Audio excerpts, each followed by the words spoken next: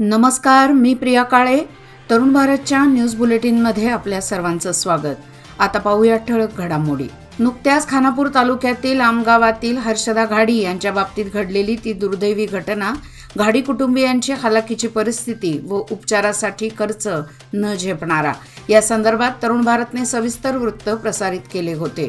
याची दखल खानापूर तालुक्याच्या माजी आमदार अंजलीताई निंबाळकर यांनी घाडी कुटुंबियांची विचारपूस करून त्यांच्या समस्या जाणून घेतल्या आणि डॉक्टर अंजलीताई फाउंडेशन संस्थेमार्फत घाडी कुटुंबियांना आर्थिक मदत देऊ केली. आज झालेल्या बैठकीत आमगाववासीय आपल्या काही अटींसह आपले गाव स्थलांतर करण्यास तयारी दर्शवली. याबाबत अंजली निंबाळकर स्वतः मुख्यमंत्र्यांशी या प्रकरणाविषयी चर्चा करून नक्की सकारात्मक मार्ग काढू असे प्रतिपादन केले. या प्रसंगी ब्लॉक काँग्रेस अध्यक्ष महादेव कोळी, ॲडव्होकेट ईश्वर घाडी, सुरेश भाऊ, दीपक कौठणकर, गणेश कुलम, नागेश पाटील, ऋत्विक कुंभार, साई सुतार यांच्यासह समस्त आमगाववासीय उपस्थित होते. केवळ पीक कर्ज माफ करणे हा कर्जमाफीचा मर्यादित अर्थ न ठेवता शेतकऱ्यांवरील सर्व प्रकारचे कर्ज माफ करा, कृषी विरोधी कायदे रद्द करा, थकीत ऊसाचे बिल अदा करा, शिवाय शेतकऱ्यांना सोयीस्कर विद्युत पुरवठा करा, अशी मागणी शेतकरी संघटनांच्या वतीने आज जिल्हाधिकाऱ्यांना निवेदन देऊन मागणी करण्यात आली होती. शेती, शेतीपूरक कर्जे, जलवाहिनी, विहीर, गृहकर्ज, शैक्षणिक कर्ज, ग्रीन हाऊस, पॉली हाऊस उभारणीसाठी घेतलेले कर्ज, साठवणुकीची साधने यावरील कर्जे ही माफ करावीत अशी मागणी समितीने केली. तसेच शेतकरी विरोधी कायदे रद्द करावेत आदी मागण्या यावेळी करण्यात आल्या. याशिवाय राज्य सरकारने ऊस दर इतर राज्यातील फरक समजून घेऊन त्यानुसार दर जाहीर करावा अशी मागणीही त्यांनी केली. यावेळी या संदर्भात अधिकाऱ्यांसोबत चर्चा करून निर्णय घेण्यात येईल असे जिल्हाधिकारी मोहम्मद रोशन यांनी सांगितले. यावेळी बहुसंख्य शेतकरी उपस्थित होते. गेले काही दिवस बेळगाव शहरात पावसाने पुन्हा जोर धरला आहे. आठवडाभरात राज्यात ठिकठिकाणी झाडे पडणे, दरडी कोसळणे, घरात पाणी शिरणे, रस्त्यावर पाणी साचून राहणे अशा घटना घडल्या. अशा पावसाचा कहर झेलत असतानाच बेळगावकरांना आता स्मार्ट सिटीची अंतर्गत केलेली स्मार्ट खड्ड्यांचा सामना करावा लागत आहे. शहरातील स्मार्ट सिटीचे दुखणे संपले असे वाटत होते, मात्र हा गैरसमज होता. हे कारण शहरातील मुख्य खानापूर रोड गोवावेस सर्कल नजीक मराठा मंदिर शेजारील रस्त्यावर खड्डे पडल्याने वाहतुकीला अडथळा होत आहे. अशा परिस्थितीत नागरिकांना तारेवरची कसरत करावी लागत आहे. याकडे महापालिका जाणीवपूर्वक दुर्लक्ष करत असल्याचा आरोप केला जात आहे. वर्षभरापूर्वी स्थापन झालेल्या नदाफ पिंजारा महामंडळाला लवकरात लवकर निधी उपलब्ध करून द्यावा अशी मागणी कर्नाटक राज्य नदाफ पिंजारा समाजाच्या वतीने निवेदनाद्वारे केली आहे. कर्नाटक राज्य नदाफ पिंजारा समाजाच्या वतीने आज सोमवारी जिल्हाधिकारी कार्यालयासमोर निदर्शने करून जिल्हाधिकारी मार्फत राज्य सरकारला निवेदन सादर करण्यात आले. राज्यात नदाफ आणि पिंजारा समाजाची लोकसंख्या 20 ते 25 लाख आहे. गेल्या सरकारने नदाफ व पिंजारा समाजाच्या विकासासाठी स्वतंत्र महामंडळ स्थापन केले, मात्र आतापर्यंत अनुदान देण्यात आलेले नाही. आता या सरकारने समाजाला अनुदान लवकर जाहीर करावे अशी मागणी निवेदनात नमूद करण्यात आली आहे. यावेळी कर्नाटक राज्य नदाफ पिंजारा संघाचे सदस्य उपस्थित होते. कचेरी रोड परिसरात अनेक सरकारी कार्यालये, याचबरोबर सरकारी कागदपत्रासाठी लागणारी आस्थापने असल्यामुळे नेहमीच वाहतूक कोंडी होत असते. बेशिस्तपणामुळे लावण्यात आलेल्या वाहनांमुळे ये जा करणाऱ्या नागरिकांची गैरसोय होत आहे. त्यामुळे कचेरी गल्लीमध्ये समविषम पद्धतीने पार्किंग सुरू करावे अशी मागणी होत आहे. सध्या पावसाळ्याचे दिवस असल्याने दुचाकीपेक्षा चारचाकी व रिक्षांची वाहतूक वाढली आहे. शहरात अनेक ठिकाणी अरुंद रस्ते असल्यामुळे वाहतूक कोंडींची समस्या निर्माण वारंवार होत आहे. कचेरी रोड परिसरात जुने तहसीलदार कार्यालय, याचबरोबर महसूल विभाग व चावडी कार्यालय आहे. सरकारी कागदपत्रांसाठी लागणारे झेरॉक्स, टायपिंग व बॉन्ड आणि इतर साहित्यांची दुकाने या परिसरातच असल्याने वाहनांची नेहमीच कोंडी होते. अशा प्रकारे वाहतूक कोंडी होत असल्याने येथील व्यापाऱ्यांनाही त्याचा फटका बसत आहे. त्यामुळे वाहतूक कोंडींची समस्या सोडवावी अशी मागणी होत आहे. गोव्याच्या नैऋत्येत सुमारे 102 नॉटिकल मैल अंतरावर असलेल्या कंटेनर मालवाहू जहाजाला शुक्रवारी रात्री आग लागण्याची घटना घडली. खराब हवामान व मुसळधार पावसासह आव्हानात्मक परिस्थिती असूनही भारतीय तटरक्षक दल व अग्निशमन दलाच्या वतीने ही आग विझवण्यात आली।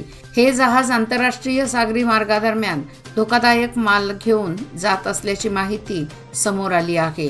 हे मालवाहू जहाज गुजरातहून श्रीलंका कोलंबोच्या दिशेने जात होते असे प्राथमिक माहिती समोर आली आहे। बेळगाव जिल्ह्यातील मुडलगी तालुक्यातील लक्ष्मेश्वर गावात आपली पत्नी दुसऱ्या व्यक्तीसोबत दुचाकीवरून जात असल्याचे पाहून पतीने दोघांवर बंदुकीने हल्ला केला। त्यामध्ये एकाचा मृत्यू झाला। या घटनेत मौलासाब यासिन मोमीन वय वर्ष 28 या व्यक्तीची निर्गुण हत्या झाली आहे। विवाहित महिला परपुरुषासोबत दुचाकीवरून जात होती। त्यावेळी त्या महिलेचा पती अमोघ ढवळेश्वर याने त्या दोघांना पाहिले। दोघांना वाटेत अडवून जोरदार वादावादी आणि हाणामारी झाली। झालेल्या झटापटीत गोळीबार करण्यात आला।